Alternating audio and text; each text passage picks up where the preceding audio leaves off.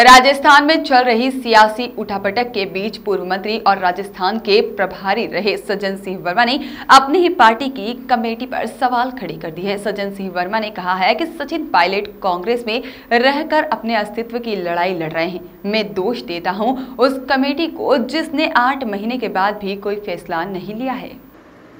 जबकि राजस्थान में सचिन पायलट और मुख्यमंत्री अशोक गहलोत के बीच समन्वय बनाने के लिए कमेटी का गठन किया गया था, लेकिन इस कमेटी ने कोई काम नहीं किया। कमेटी के सदस्यों को अब कोई अहम जिम्मेदारी नहीं दी जानी चाहिए। कांग्रेस नेता अजय माकन के नेतृत्व में इस कमेटी का गठन किया गया था। इसके अलावा सज्जन वर्मा ने जितिन प्रसाद के भाजपा में शामिल होने को लेकर निशाना साधते हुए कहा कि जितिन प्रसाद लगातार चुनाव हार रहे थे और भाजपा में जाना डूबते को तिनके का सहारा है। इससे अच्छा जितिन को समाजवादी पार्टी में चले जाना चाहिए था, क्योंकि उत्तर प्रदेश में भाजपा का अस्तित्व नहीं बचा है।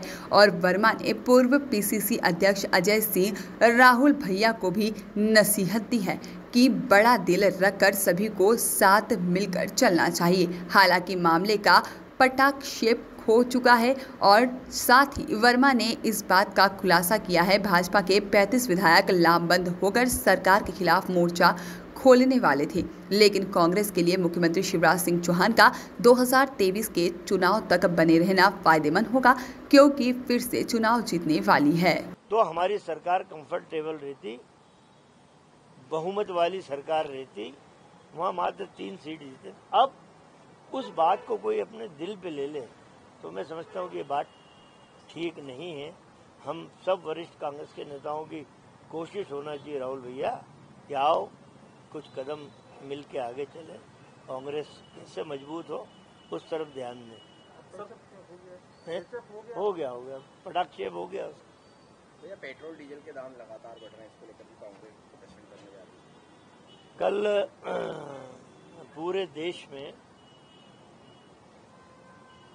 महंगाई के खिलाफ बड़ा आंदोलन है। नरेंद्र मोदी की जीडीपी नकली है, फ्रॉड जीडीपी। अर्थशास्त्रियों से जीडीपी बताता है भारत की जीडीपी इतनी, असली जीडीपी है गैस, डीजल और पेट्रोल। यही परिभाषा है ना, G gas, D diesel, P petrol. असली जीडीपी भारत की ये है, कहाँ पे है? आज महंगाई चरम सीमा पे है, खाने का तेल लोग मारे मारे फिर रहे हैं। घर बनाना चाहता है आदमी, सीमेंट और सरिया कितना महंगा हो गया है। कोरोना की आड़ में नरेंद्र मोदी साहब ने जितने भाव बढ़ा सकते थे डीजल, पेट्रोल और गैस के, मनमानी तरीके से बढ़ाए। कई आपके चैनलों ने और कई अखबारों ने दिखाया, छापा है कि जब बंगाल और ये 5 राज्यों के चुनाव थे, 2 महीने तक एक बार भी डीजल, पेट्रोल और गैस के भाव नहीं बढ़े। जैसे ही ये चुनाव खत्म हुए, 17 से 18 बार डीजल, पेट्रोल के भाव बढ़े। 2 झंडे का 2 रंग है, इनकी विचारधारा, इनके निर्णय भी 2 रंग के हैं।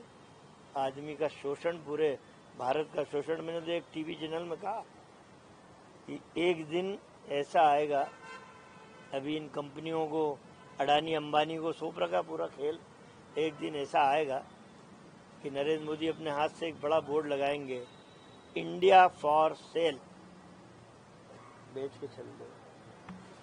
विश्वास सारंग जी का ये कहना है कि पहले कांग्रेस ने पेट्रोल डीजल के दाम बढ़ाए और अब कांग्रेस जो इस पर राजनीति कर रही है। देखिए, मैं ये कहता हूँ कि 10 साल मनमोहन सिंह जी का कार्यकाल एज ए प्राइम मिनिस्टर देख लीजिए और 7 साल नरेंद्र मोदी साहब का कार्यकाल देख लीजिए, दूध का दूध और पानी का पानी हो जाएगा। हमने इन लोगों के गाना बजाते थे ना, वो सखी सैया तो बहुत ही कमाते, महंगाई डायन खाए जाते। मैं कहता हूँ बीजेपी के डाकुओं पूरा देश खा गए होते। हम पे क्या आरोप लगाएंगे? उस समय $130 प्रति बैरल हो गया था मनमोहन सिंह के समय, क्रूड ऑयल, कच्चा तेल। तब हमारे भाव बहुत कम थे। आज तो $70 भी नहीं है क्रूड ऑयल का भाव, फिर इतने दाम क्यों? इंदौर में लगातार ऑक्सीजन प्लांट को लेकर कांग्रेस बात कर रही है, लेकिन अभी तक इंदौर में एक भी ऑक्सीजन प्लांट नहीं लगाया गया है। वहीं 32 ऑक्सीजन प्लांट लगाने की बात कही गई है।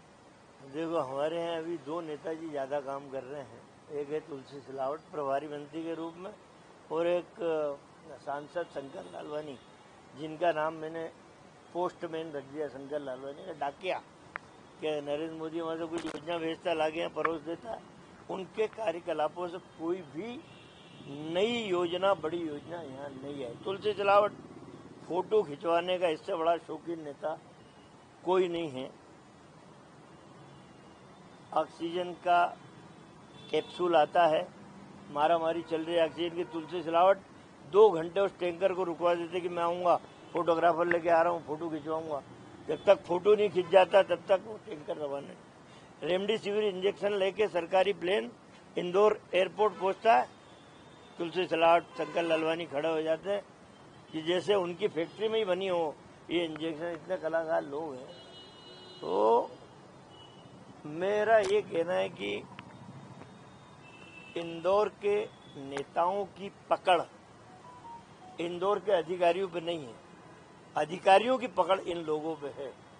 जितना चाबी भरी राम ने उतना चले खिलौना, अधिकारियों के इशारे पे चलने वाले नेता, इसलिए इंदौर की दुर्गति है।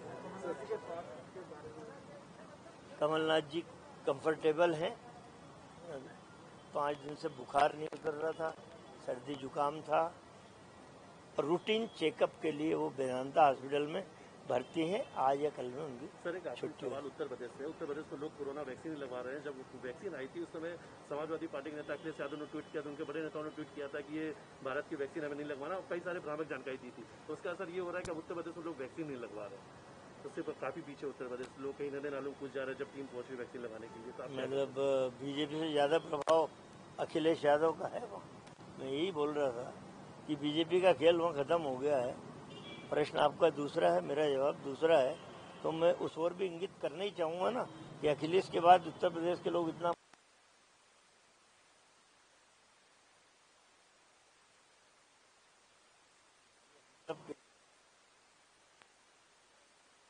जान है तो जहान है का नारा दो।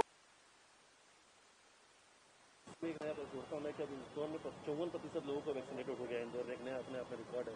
इंदौर काफी अच्छा मैसेज दे रहा है पूरे भारत के परिप्रेक्ष्य में। मैं बात करना चाहूँगा आपसे, बहुत बड़ा भारत है इंदौर, तो जीरा भी नहीं उसका है। महान श्री नरेंद्र मोदी का परसों वो आया था टीवी में, बड़ी बड़ी बातें की। उन्होंने कहा कि 18 करोड़ भारतवासियों को 3 महीने में वैक्सीन लग चुका है। 18 करोड़। आज मैं खड़ा हूं बात कर तो 20 करोड़ हो गए होंगे। बहुत महान, उन्होंने बड़ा महत्व दिया कि इतने 3 महीने में इतने करोड़ लोगों को। 2 दिन के अंदर भारत में पल्स पोलियो जब अभियान चला था, प्राइवेट संस्थाओं ने, लोगों ने 23 करोड़ बच्चों को 2 दिन के अंदर पल्स पोलियो के वो ड्रॉप पिलाए थे, जिनसे बच्चों का जीवन सुरक्षित हुआ। तो प्राइवेट संस्था महान है कि नरेंद्र मोदी महान है। ये इंदौर की बात छोड़े, अपन वैक्सीन बराबर है नहीं। विश्व गुरु बनने के लिए विदेशों में भेज दी नरेंद्र मोदी ने, और आज हालत ये है कि लोग लाइन में खड़े हैं। बोल दिया जाता कि अब 3 दिन बाद आना, फिर लगेगी। Bureau report, Canon news.